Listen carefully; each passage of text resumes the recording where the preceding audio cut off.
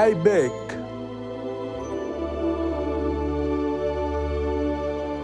And I'm sad.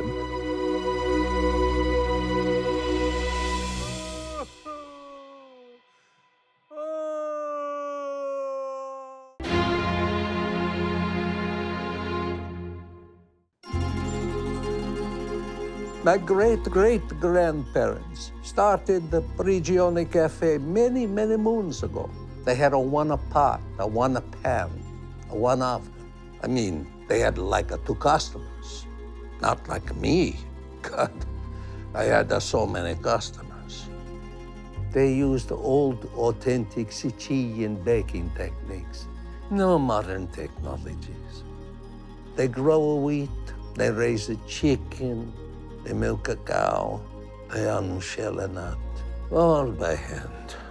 And when they pass the business unto my great-grandma, she say, Mama, Papa, there are many new advancements in cooking. Maybe we try some. And then they shook her and say, no, whatever you do, do not let our tradition die. You could cut your own arm off. You could in your pants every day for the rest of your life. But above all else, do not let our tradition die. Then they spit in her hair and told her never to read a book.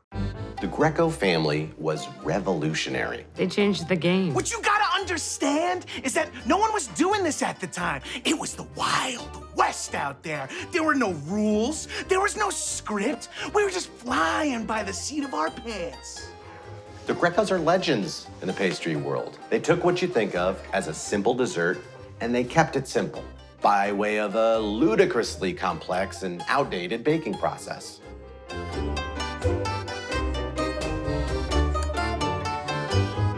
His family was full of culinary geniuses, and he'd be a fool to disobey their wishes. They changed the pastry game, and now it's up to Giuseppe to stay in it.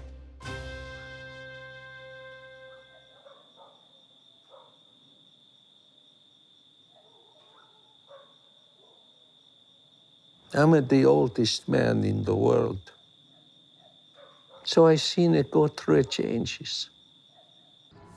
I remember the first time we saw a refrigerator at the store. My grandma forbade us from buying one. But it was a fun day. I also see trends come and go. When I first inherit this business,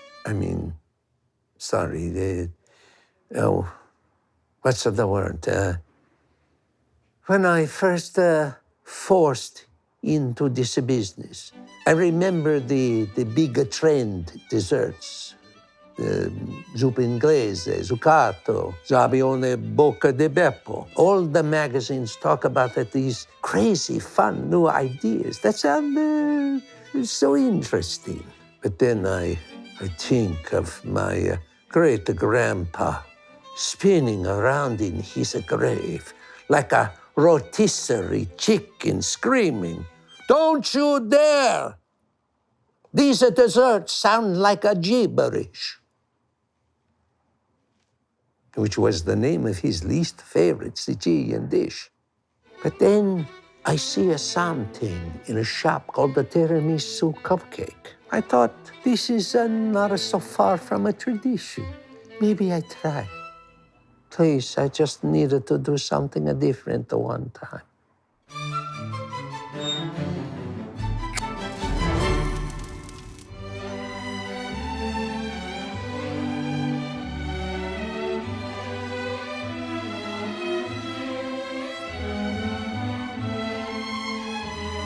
That tiramisu cupcake? No one could believe it came from Giuseppe.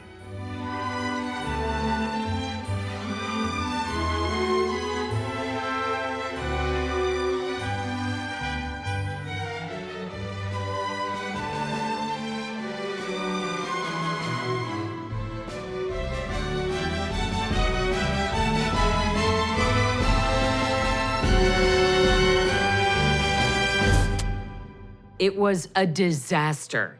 He strayed from tradition, and people hated it. The press had a field day. People hadn't tasted anything like it, and this time in a bad way. It really set Prigione back.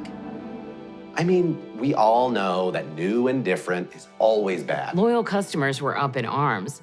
They said, why do you need to change tiramisu? You're a monkey, so you'll dance like a monkey. Now dance, monkey, dance. I want to see you grind up on that pole, you stupid, sexy monkey.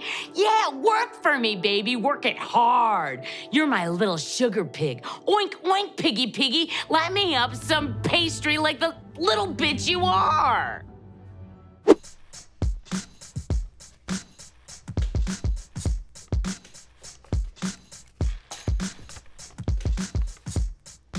Believe it or not, that's just a taste of Gods of Food. To watch the rest of the series, go to Dropout Period TV and sign up for your free trial today. Dropout Period TV. What's a TV? I only take a one vacation in my life. It was in 2001 to see Legally Blonde in the movie theater.